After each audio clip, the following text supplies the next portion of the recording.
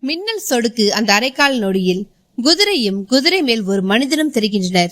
அவன் தலையில் செம்பட்டு உருமா, கண்ணீரண்டும் அனர்கங்கு, தோளில் மார்பில் பெருக்கல் குறியாக பூவாலை, கரத்தில் பல அறிவாள்.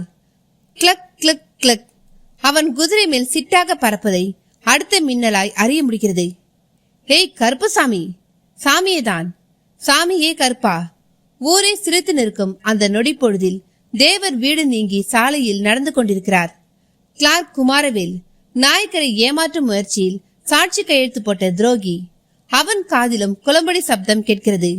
மை பூசிய இரவில் மழை விழத் தொடங்கிய ஈரக்குளிரில் ஆங்காங்கே எரியும் குடிசை விளக்கு ஒளிக்கசிவில் முடிந்த மட்டும் பார்க்கிறான். சப்தம் இப்பொழுது அவனிடம் சமீபிக்கிறது.